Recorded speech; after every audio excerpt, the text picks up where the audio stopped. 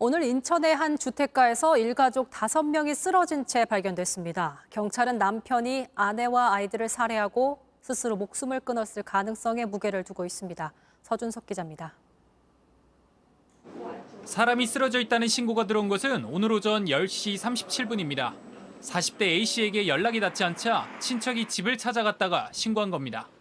현장에 출동한 경찰과 소방당국은 집안에 쓰러져 있던 A씨 부부와 어린 자녀들을 발견했습니다. A씨는 방 안에 홀로 있었고 아내와 아이들 셋은 다른 방에 쓰러져 있었습니다. 유서는 발견되지 않았습니다. 경찰은 A씨가 가족을 살해한 뒤 극단적 선택을 한 것으로 보고 A씨의 채무관계 등을 살펴보고 있습니다.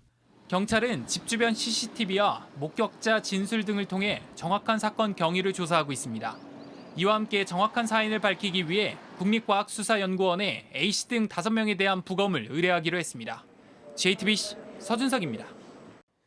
얼마 전 인천에서는 한 가족 5명이 숨진 채 발견된 사건이 있었죠. 남편이 아내와 자녀들을 살해하고 스스로 목숨을 끊은 자녀 살해 후 극단 선택 사건으로 추정됩니다. 매년 우리나라에서는 이런 사건이 20건가량 일어납니다. 어떤 대책이 필요한지 최승훈 기자입니다. 검은 옷을 입은 여성은 국화꽃 몇 송이를 내려놓습니다. 닫힌 문 앞엔 과자와 사탕, 아이들이 좋아했을 음료수가 놓였습니다. 지난 18일 이 집안에서 아이 셋이 숨진 채 발견됐습니다. 이쁘게 생겼어야지. 안타까워서. 집 앞에 주차된 차량 안에는 그림 편지가 그대로 남았습니다. 삐뚤한 글씨로 엄마 사랑해라고 썼습니다. 아이가 남긴 마지막 말입니다. 화목했어요, 착해요. 숨진 아이들의 부모는 5년 전 이곳에 신혼집을 마련했습니다.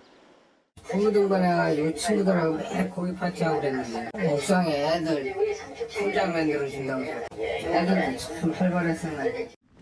하지만 최근 경제 사정이 나빠졌습니다. 재산난인가 분양을 받았는데 지금 경기가 이러니까 저희도 흥락했고 이건 안 팔리고 금리 오르고 애가 셋이잖아요. 부업과 주식 투자에도 나섰지만 빚은 더 늘었습니다. 경찰은 남편이 아내와 아이들을 살해한 뒤 스스로 목숨을 끊은 것으로 보고 있습니다. 매년 20명 정도의 부모가 이런 일을 벌인 걸로 조사됐습니다. 가장 큰 이유는 먹고 살기 어려워서입니다. 자녀를 소유물로 생각하는 인식, 홀로 남겨졌을 때 아이들의 인생이 극도로 불행하고 힘들 것이라는 확신을 널리 깔려 있기 때문입니다. 전문가들은 사회가 함께 아이를 키우는 구조가 마련돼야 이런 비극을 막을 수 있다고 조언합니다. JTBC 최승훈입니다.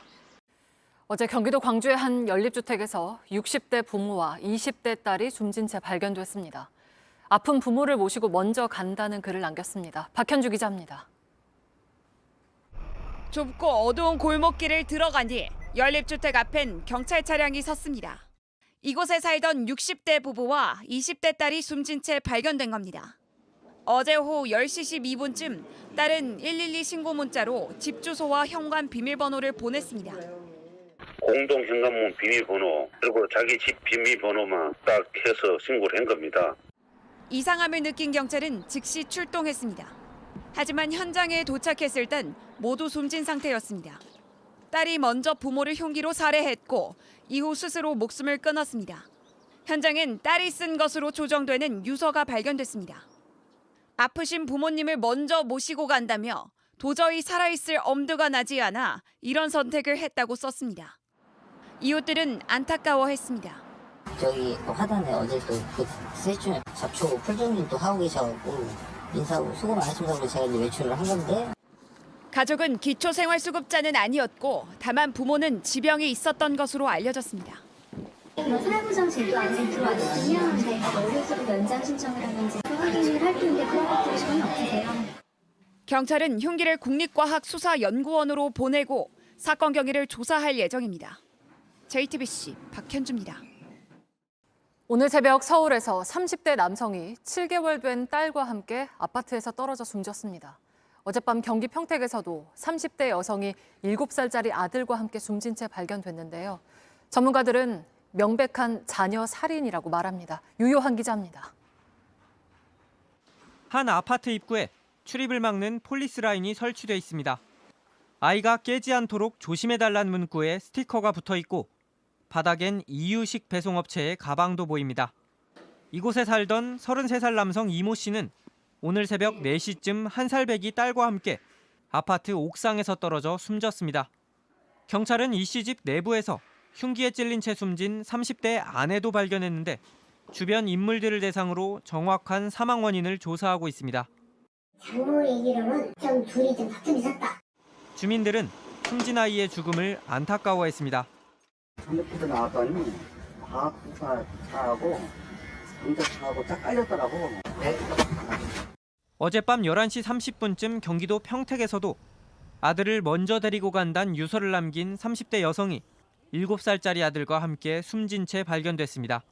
현행법엔 부모 살인과 달리 자녀 살인의 경우 가중처벌하는 조항이 따로 없습니다. 법 개정과 함께 동반 자살이 아니라 살인이란 인식 전환이 필요하다는 목소리도 나옵니다.